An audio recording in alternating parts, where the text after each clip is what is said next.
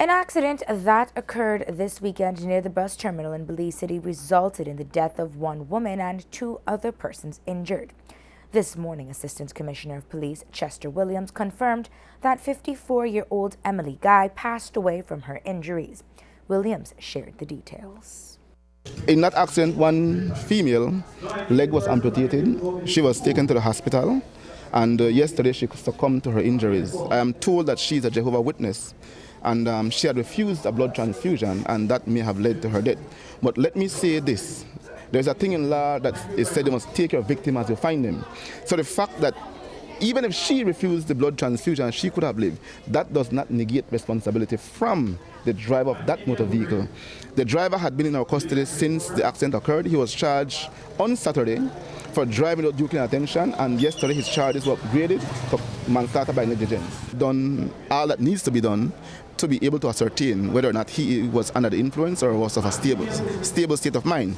We had done blood and urine sample that will be sent to the lab, and as soon as those results come back, which he has been charged for that, as soon as the results come back, then it will just be used to substantiate the charge for which he has been charged. It could be a case that he lost control of the vehicle and that causes the accident, but the investigation is still ongoing. But by any account, from what we're seeing in the investigation, he was at fault, hence the reason he was immediately charged for the incident. Allegations surged that Guy could have been taken to the hospital sooner, but that the police lingered into taking her. ACP Williams spoke about that issue. We are ready to remove the victims and take them to the hospital, which we should not. But because of our effort to try and save life, we do. But when it comes to traffic accident victims, because when a person is involved in an accident, it is always difficult to ascertain the nature, the degree of their injuries. And sometimes moving them could cause more bad than good. So because of that, we always prefer for the people, the professionals from birth, to do so because they have all the equipment in terms of the slab that they're put to lay on to stabilize their spine or their back, as the case may be. We do not have those things. So it is always best, once it's traffic accident, we do our best to ensure we wait for the ambulance to come and take those persons to the hospital. Love News spoke with Guy's Supervisor Accountant General, Anna Bennett, who shared more details about her. She has been a member of the public service for over 34 years.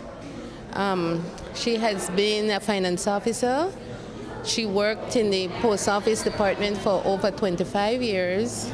She was with the Belize Defense Force for a short period of 2 years, and almost 10 years with the Treasury. She was a quiet person, very serious when it comes to her duties. She was a church-going member, and she was looking forward for retirement, which would have been early next year. At this point, I want to say that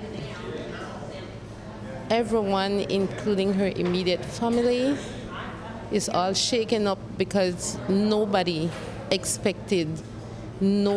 all expected something like this to happen to her. It's a tragic loss for for the family, for the Treasury, and for the wider public service. 29-year-old sales consultant Victor Mason Gibbs, a resident of Mex Avenue, appeared in court today where a total of 6 charges were read to him.